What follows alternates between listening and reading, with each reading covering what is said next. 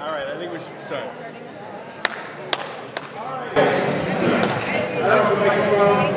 But to honor those on Zoom who are not speaking with their neighbor right now, but it's okay. The Zoom crowd can't hear me this way. But anyway, it's good to be here. I'm going to send this right on over to Vanessa. Hi, friends. Okay. Hello. Shabbat shalom. Shabbat shalom. This is so weird. Okay. I'm going to get used to it by the end. So if you don't know each other, take a minute to look around the room, say hi to each other. The synagogue is making a big push for community and celebrating together and being together. So just want to take a minute. Okay, not that long. We're done. Everybody's good. We're good. Oh, this is going to go on. Stop. We have like literally 29 minutes. So if you don't know each other, meet each other at dessert, which I hear is going to be wonderful. For most of you in the room, I think we've shared a lot of sacred moments together. We've shared a lot of sermons. In the blue shirt. I don't know your name. Stop saying hello. That's it. Oh my gosh, you're done with the hello. That's it. Oh, hello. So we've celebrated a lot of moments together. We've gotten to know Rabbi Harper through sermons and through teachings. I have to admit, it has elevated my game. I have a complicated relationship with Torah, very limited, if any. I actually have never read it, so I don't know anything about it. And so I'm always amazed when I'm invited to something this sacred because really I don't have a lot of sacred things to share, but I feel like I'm going to absorb a lot of sacred moments. So I was lucky enough to get the book ahead of time, and I just want to show you folks because there's nothing more beautiful than this. It is absolutely spectacular. The photographs are beautiful. The work in here is beautiful. And I was very sad to see that there were so many pages of writing. There's only one page of photographs, and for those of us where reading is just, not such a pleasure, it's a lot. So I feel like part of this interview is going to be about Rabbi Harper sharing with us her vision, giving us a way to digest all of this material, a little bit of laughter because it wouldn't be me, and then also to come together with what's the message about this creation. I'm super proud to be here, and I'm going to ask questions, and it's not going to be like a group forum, so we're going to let Rabbi Harper answer because she wrote it, so that's it. And then we'll have a Q&A at the end, unless dessert is calling us and we run out of room, but I'm hoping that we have enough time for a Q&A because I think it's important. And if you haven't seen the book yet, you might have some questions, but maybe throughout the talk today we'll be able to answer some of them. So, Rabbi Harper, thank you for including me. I'm so happy you're here, Glenda. Thank you. So, my first question is obviously about the size of the book. Has anybody noticed it's particularly small? And I wanted to know from Rabbi Harper whether or not the size of the book was intentional. It's a great question to start with, actually, because it is an unusual shape for a book, right? It's a square. Most books we think like they're like 8.5 by 11. We think school paper. It's a square, which actually speaks to how this book made it all the way to this form. It didn't start this way. The intention was actually not to create a book. The project started a long time ago, and it was originally an Instagram project. For those of you who have encountered Instagram before, the format is square photos. So all of the chalot, all of the interpretive challahs that were shaped for all the Torah portions, all the months, all the holidays, they were photographed square. So the book itself actually had to be square. So to take you back a couple steps in that journey, people often ask me, like, okay, so how did you get to this? This is kind of an unusual thing, right? Like, who starts shaping challah to teach Torah? The whole project really started by accident. I was a sometimes challah baker. I had maybe been baking bread for a year, and in my second year of rabbinical school, as I was in New York and getting adjusted to life there, and my rabbinical school class was having a Shabbat gathering at Romamu, and it just so happened to be the week that we read Parshat Noach, with the wonderful story of the rainbow sealing the covenant at the end, that there will not be another flood to destroy the earth. And I had seen images before of some like cool rainbow challahs online. I was like, oh, that's a cool thing. I could do that. That's not too hard, but it's a pain for like just Josh and I to do, you got to divide your dough into 6 and color them all the different colors and braid. But for a whole gathering, that was worth it. So I bring this rainbow challah, and everyone's like, oh, how cool, rainbow challah, Noach, you're so clever. And one of my teachers, though, says, Vanessa, do you match your challah to the Torah portion every week? And I was eating a bite of challah at the time, so I had like a moment to chew and think. And while I was thinking, my brain went right to, okay, what is the hardest portion in the Torah? Tazria Metzora. I do not tell our Bar Mitzvah students who get Tazria Metzora that it's the hardest Torah portion in the book. Tazria Metzora. It's a little bit like gross, a lot of body things. And it's like, okay, what would I do for Tazria Metzora? It's like, okay, maybe it's some like flaked almonds for the skin disease. Okay, I can do that. Okay, I can do it. And so I finished chewing, and I'm like, yes, that is a thing that I do. And then I had to do the thing. So that started a whole year of going through the Torah, and I actually managed to get through every single Torah portion every single week.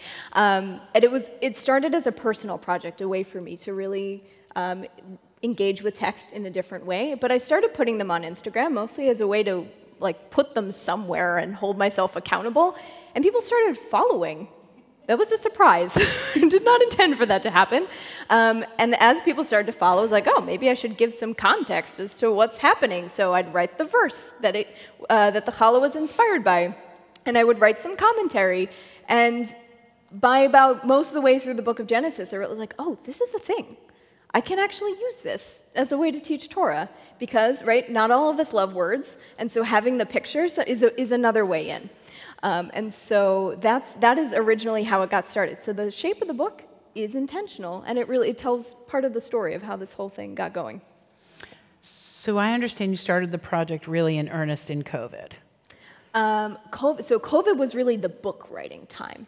So I had gone through two full years of doing this project. So I went through the Torah cycle, and then for the second year, I went through the Jewish calendar. So it was all the months and the holidays. And then, I can't math anymore. Where did that put me? So then around that time, I had gotten the book deal, and I knew that that was something I was working towards. And then in COVID, I was supposed to be writing an additional rabbinical thesis in addition to this book. That was a thing. So we managed to combine them. But most of the book itself, which is the expanded commentaries, they're longer than an Instagram comment, the expanded commentaries, the questions and creative prompts that go with every chapter, that's the bulk of the writing. That's how it got to be this thick as opposed to just a couple of pages of pictures. Most of that was written during COVID, which was a difficult thing to do, but really relied on a lot of support to make that happen. And so there was a lot of bread baking that was happening at that time. But that's when everyone else got on the challah train. I had been there for a little bit. Yeah, you were definitely riding a different train.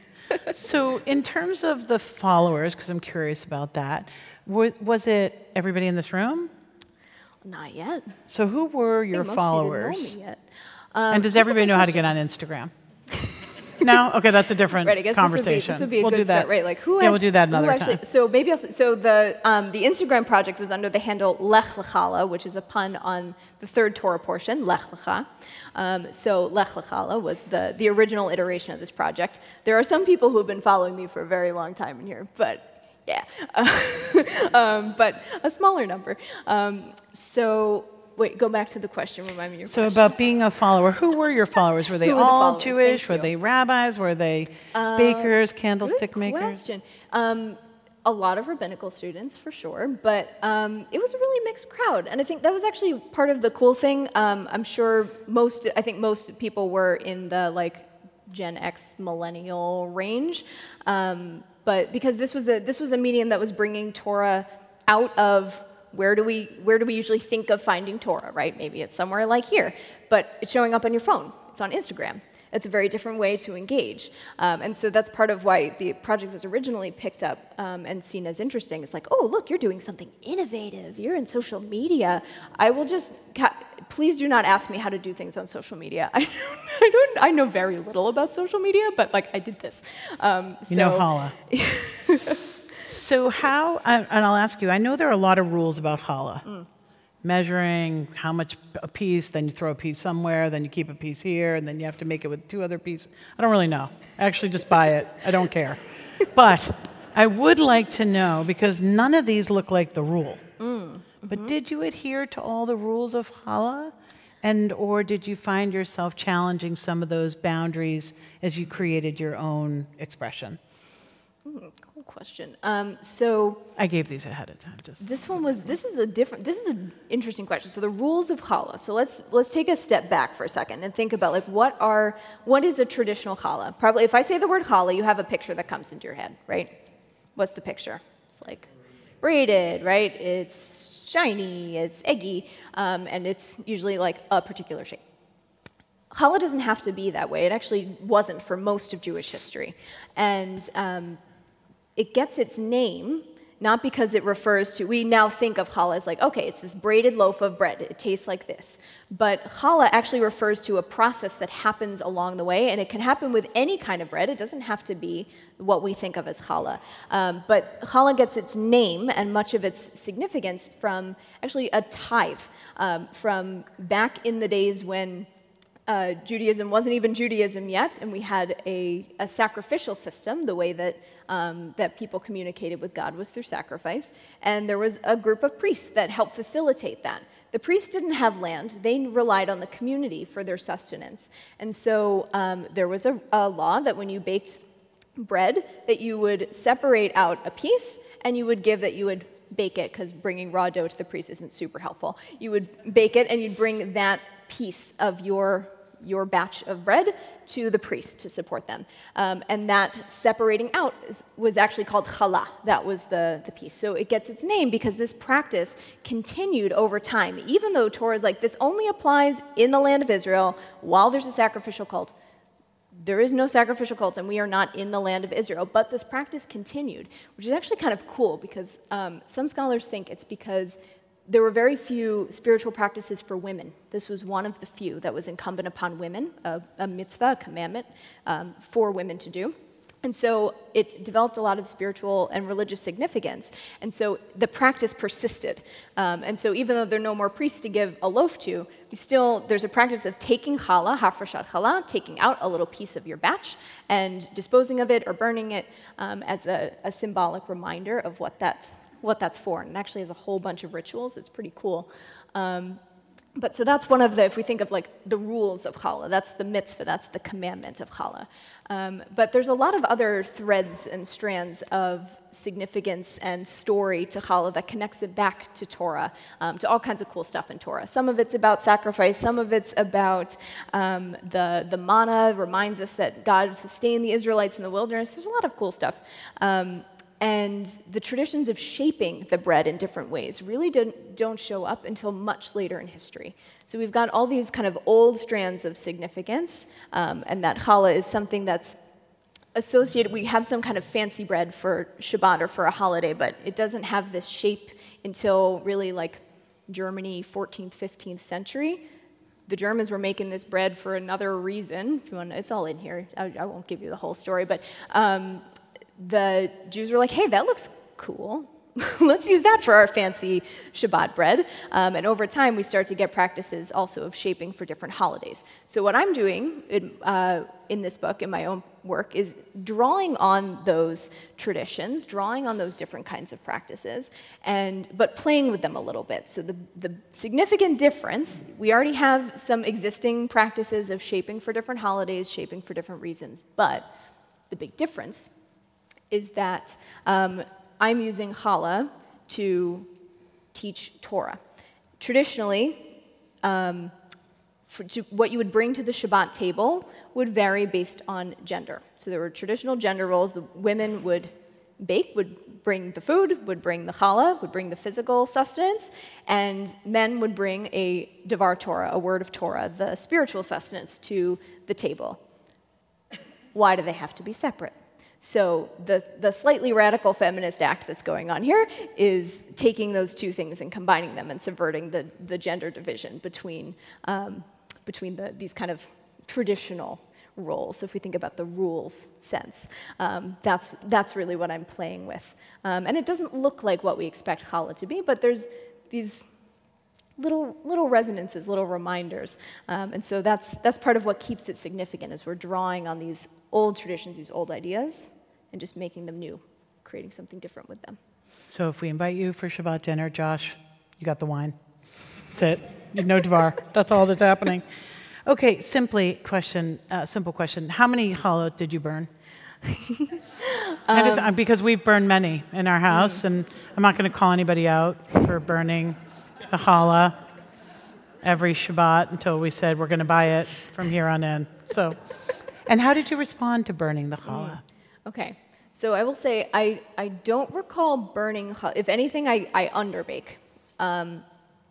I haven't burnt it, but I've had plenty that came out of the oven and they were not what I wanted them to be.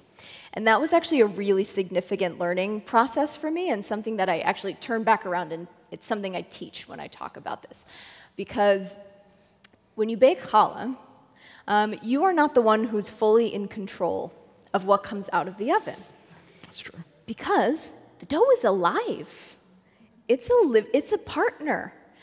In what I really think of this as an act of co-creation. I have my own ideas. I am putting in my own shaping and my own effort, but the dough has feelings. If you have ever baked challah, it has feelings. I knew this was going to go somewhere. It knows what it wants to be. I knew it. Okay, Rabbi Harper. It's true. Okay. Keep going. It has feelings. And the yeast is alive. If nothing else, the yeast is alive, and it's going to be reacting to its environment in ways that I can't necessarily fully control. So what I put into the oven, it's going to come out a slightly different way, and that's okay, because it's an act of co-creation. The dough actually got to have its say, too, in what it looks like. And so there were some times that designs that I made came out of the oven and they did not look like what I wanted, and that was frustrating. And most of the time, there were a couple times that I redid it because I was like, it looks like nothing, and I can't show, this won't teach anything because it looks like nothing. Those were the few times that I remade a design, but in truth, being able to hold on to that idea of the process is the important part. It's really not the product. The product is nice. It's going to taste good no matter what. It's fine. Even if the outside's a little burnt, you can tunnel. Tunneling is a time-honored tradition when it comes to challah. And so it's still going to taste good, but that it's the process of making it that matters. And what comes out of the oven, you don't have total control. And that's true of everything in life, right? You don't have total control. Being able to give that space a little bit is a helpful lesson. Came from the bread. So I was wondering why you didn't choose life cycle events and holidays. I feel like there's so many books about how to celebrate events. I mean, obviously a bris would be hard to make a challah, it's awkward, but there are other life cycle events that you could make a challah for and about. So I was wondering, number one, is that the sequel? But number two, why not something that was as maybe perhaps more ethereal, or, what was the message about really just diving into Torah? Really great question. So I guess life cycles will be the sequel. If anyone has other ideas for a sequel, please let me know. There are only so many life cycles, so we need one's to bulk definitely that out. up with a couple. Why? So the Torah part, I told you the story a little bit of how do we end up in Torah, but then there was something for me that was really that was powerful about going through the cycle, going through the calendar. The Torah reading cycle will take us through the full year, and so will the holiday calendar. Going through the months, going through the holidays, and when we do this, it takes us on a journey. It's teaching us. The calendar teaches us, which is really cool. But it also offers us a chance to reflect year after year as we come to these same markers along this kind of spiral journey. It gives us a space to stop and say, who was I last year? Who am I now? What has changed? What's the same? What changes in me and the world around me? And so having that kind of stable point that you're always circling around and coming back to, I think there's something really powerful in that. And it's one of the things that I love about living in Jewish time and being connected to Jewish time through studying the Torah portion cycle, through moving through the Jewish months, noticing them, thinking about their themes. And so that's part of why I leaned into those here, is because this is a perennial book. You don't just read it cover to cover one time and like, I'm done. It's a tool to keep coming back to this cycle year after year. So that's probably my last question before the Q&A and snacks, is how is somebody supposed to use this book? Because I do feel like in some ways, and I did read some, but in some ways, not every part is going to speak to every person. Mm-hmm. And for me, my favorite, and you'll all find it, but it was the Parsha on Kashrut, because there was like a little crab, and then there's like a fish. And so that was very basic for me. I got it. And there was an X over the crab and the check mark by the fish. That's it. Done. It's an entire Torah portion in literally like the most basic. So, and then I make my own, choices about what I eat. But I'm curious how people can actually get the most out of it, and how you would recommend people use your book to create that connection, that sanctity. Yeah. So also that's a great contrast, because the image that we looked at during services, it was a much more abstract one. So there's kind of a range. There's some that are really abstract and invite you to do that sitting and like, oh, what is happening here, right? It's a question, it's an invitation in. And others are more literal, and it's a way to just be like, oh yeah, I remember that part of the story, and to connect to some kind of one of those big images or words or ideas that jumps out at you. But the images that begin each chapter, that's the invitation in, that first like, ooh, pique your interest, pique your curiosity, what's going to come next. So each image alone is its own text to interpret, that you can spend some time asking it questions and reflecting for yourself.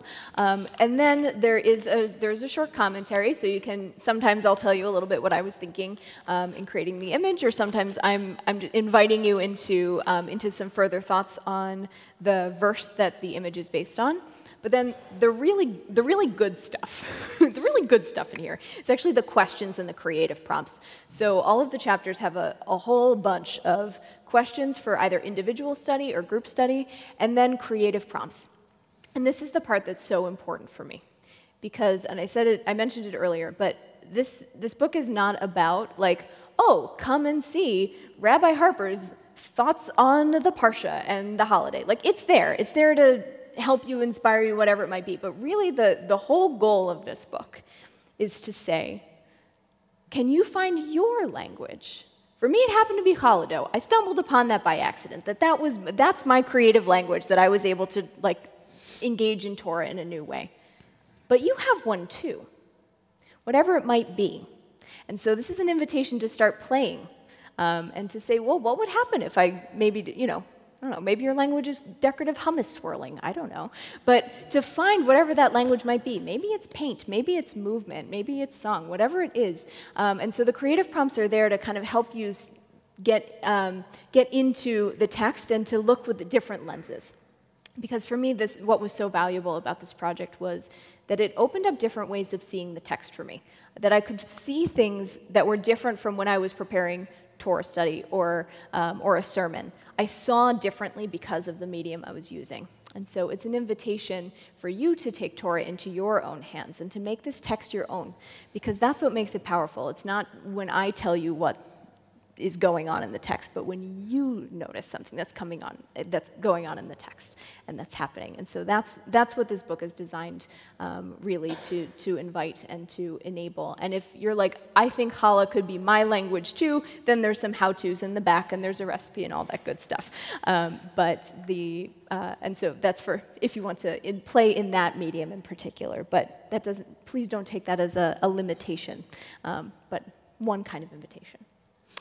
So we're just at 8:35, so we're going to do a little Q&A. You're the Q. Rabbi Harper's the A. So you're going to ask the questions, and Rabbi Harper, and I'm done. So that will be, and Josh is going to be kind enough to help us with the microphone. So if you have a question, just, okay, right here, smarty pants, yeah. Yeah, start it off, Rabbi. Thanks. I'm going to make this easy and get it started. So 2 fun questions. One, I'm wondering where the challah went once you made it. Like, did you take them to Shabbat dinners every week in your introverted nature and have a party? And then I'm also wondering, did you actually eat them? Did they become challah French toast the next morning? I will ask Cantor Rosenberg to answer that question, as a matter of fact. Almost all of them were edible, and I ate most of them. We both ate most of them. Some of them made it to Shabbat dinners. A memorable one was Parshat Ba'alotcha in Numbers. It's a whole bunch of quail, and they were really cute. These little birds, they like came out of the oven with little personalities, and they were really adorable. And I was taking them to a Shabbat dinner, and I brought them, and I opened the thing, and I was like, everyone looks, and they're like, we can't eat these. And I had to be the one to like rip the head off of one of them and be like, it's okay, but it hurt my soul. So some of them went to dinners, but most of them we ate. Just in case anybody needs to see the cute quail that never was. That's it, gone. In a flash. Bye, quails. Well, before you get there, there's the crab while Josh is making his way. Just need to show the crab for kashrut. That's it. Hi, Jerry. Hi. So I'm interested on the Shavuot challah. How did you do the lettering? Oh, God, I have to get there. So, yeah. We have it ready to go just for a visual, real quick. Yeah, do you have a page? Mm-hmm. I'm happy to flip to it. I'll grab a chair. So that's a good one. This is the ultimate image. I use this as the logo, basically for Lech L'Challah. This is it's a challah Torah. I mean, that's what I'm doing, right? It's challah and Torah, and so you'll see that there are these. Many of these chalot use color as part of one of the interpretive tools. So there's shape, there's color, there's flavor, lots of different things that one can play with. And so the very first of these chalot did start with color, and it was color all the way through. So food coloring, dye the strands, and so you cut into it and it's all the way colored. But a technique I developed over the course of doing this project was kind of creating like a watercolor, basically egg wash, watercolor egg wash. Tempera paint is made with egg yolk. Guess what egg wash is made with? So it could do the same thing. So with a very fine brush. So you can, if you flip through, you can see sometimes which are the ones that look a little more watercolory and which are the ones that look dyed all the way through, so depending on what you're going for. It is very fun if you want to play with the idea of doing some interpretive challah or interpretive matzah. That's another fun bonus one in here. That you can kind of create this edible paint. You can play with the paint, create designs. You pop it back in the oven for 10 minutes to set it so you don't give anyone salmonella, and then it's good. So that's the long answer to your question. Ooh, yikes. There we go. So you had mentioned that you went through the cycle for 2 years, and I'm curious what challahs changed and what stayed the same. Oh, good question. So I went through that initial 2-year creation process, and then at that point, I knew that the book was happening, and so there were some chalot that, let's say, they were not up to the same photogenic standards as my later style developed, and so in an attempt for consistency, I went back and redid some, also so that there would be new ones for the book. So maybe about 1/3 of the ones in the book are different from the originals for Instagram. And which are the ones? So it was a lot in Genesis. Some of the ones were once I had developed more technique and I knew I could do more that I was excited about. Did I do the same things? So usually I changed it completely. There were a couple that I tried to redo. This was actually interesting. There were a couple that I tried to redo exactly because I really loved them, but the photo aesthetics were wrong, which is a silly reason to have to redo something, but there we go. And one of my favorites, it looks very simple. It's for Miketz. It's a parsha coming up soon, where we have the dreams, where Pharaoh has these dreams about these like skinny ears of corn swallowing big ears of corn and little skinny cows swallowing big cows. And so it was a braid that was surrounded and being swallowed by a thinner braid. And it was so cool, but this was one of those cases where the yeast in the oven, they created something a little different than what I put in, and I could not replicate it. I tried at least 5 times over. It never came out the same way. I was like, you know what? No, it was meant to be like this, and so it is in here. It doesn't quite match. And that's okay, because that was the right one. So that happened once or twice. There's a few. You can tell if you're looking for it. Yep. So it's bread, but it's really an art form and so I'm wondering, do you have any art talent in you? Did you use Play-Doh when you were a kid? I love Play-Doh. Any of you have taken a challah shaping class with me, and if you haven't yet, there will be more later. We start with Play-Doh. We practice everything in Play-Doh. I used to be a preschool teacher. I've spent a lot of time around Play-Doh. I do not have any discernible other artistic talent. I cannot draw. I cannot paint. I can knit, but that's just following directions. It's very different. And that's one of the things I like to emphasize here too, right? This isn't about like, oh, I have some great. I stumbled upon this completely by accident. Most of these designs are made up of basic building blocks that you can teach yourself and put together in endless combinations. And so it is less about like, okay, I'm creating this piece of art, but that the process was the teacher, and that's what taught me, was being able to engage with the dough and to sit with an idea and to come to my counter and just start working and see what ideas came out through my hands. We think very differently when we use our hands. Science will back me up. Science. We think differently when we use our hands, and so it actually invites us to discover new things. So we don't have to be artists to play. Also, that's an important thing. We lose that as we get older. We lose that invitation to play. But that's when the good stuff happens. So play. If you like Play-Doh, play with Play-Doh. You like crayons? Get out some crayons. Okay, Harper. We're going down a different road here. What? But whatever. But I'm all about play. Flour and yeast. Did you use different types of flour, different yeast? How did you decide what to do? And did you ever try one with sourdough? I did attempt sourdough in the pandemic time of sourdough. Sourdough does not work for me, unfortunately, but my yeast worked. I have the recipe that I give you in the book is my recipe. That is what I use. It is good for shaping. It has a little extra moisture in it. I did play with different flours, some of them intentionally, using the ingredients as a midrashic element as part of the interpretation. So some of them, in particular, in Leviticus, where we're looking at sacrifices, some of those sacrifices in Torah actually had to do with flour. And so some of those I played around with different kinds of flour, but for the most part, they stay in the realm of your standard all-purpose or bread. They're pretty interchangeable. All-purpose or bread, and active dry and instant yeast are functionally the same, so it just depends on what I had around.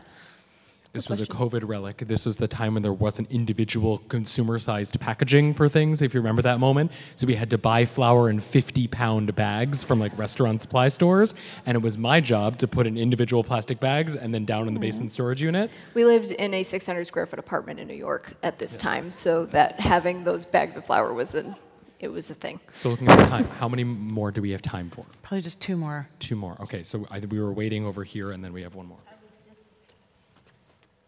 I was the one who's going to ask about how many recipes, or do you use the same recipe for everything?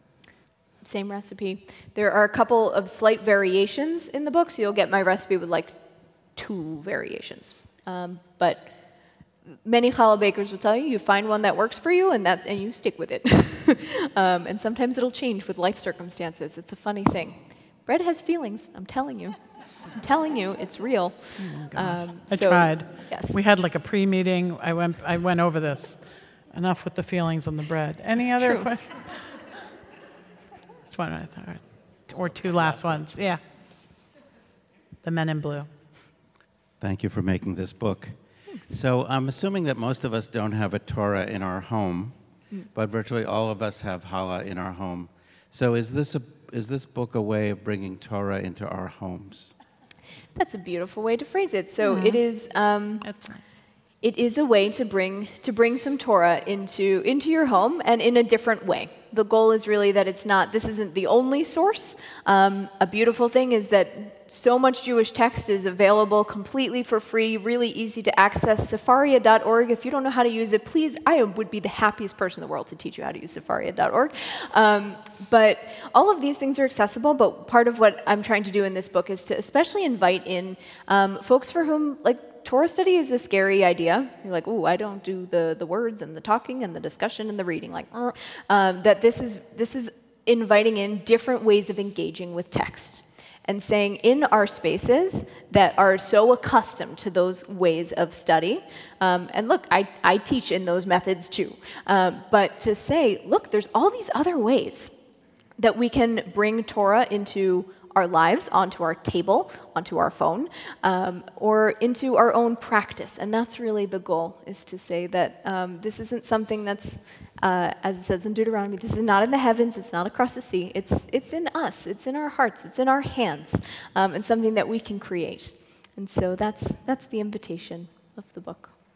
Thank you for asking. So I want to say in closing, and Rabbi Harper to have the last word on it, but I was thinking about this when I was writing some questions, because, of course, I hadn't read the book. And I was thinking that first meeting Rabbi Harper and welcoming Rabbi Harper into our community, and I think probably Rabbi Harper and I are completely opposite in people. I mean, it just really doesn't get any, yeah, look at Josh. He's like, what? Why'd they pick her? And I also, me too. So, but there was something incredibly, and I know we've all felt a piece of this so far, of the engagement that Rabbi Harper brings and to this community, which is different and new on a very different level, and I find that. So I just wrote that to be able to literally weave sacred words into organic, transformative, soulful, and yes, playful loaves is a testament to who Rabbi Harper is to our community. And I thought I might engage in this, but probably not. But try to make one of these and then share it with friends, and maybe even share that brief question as a way of engaging in community and also engaging in this community. So I'm incredibly grateful to be here, and I learned from you, and I want to be your friend despite our differences. And so I hope that one day you invite me over for a raw challah. I don't care. We'll come. If you bring a burnt challah, I will provide a raw challah. Yeah, you bring the davar. I'll bring the challah. Okay? So raw or not, but you bring the learning. So we're incredibly grateful as a community to you, Rabbi Harper. Thank you so Truly. much. Thank you. Thank you.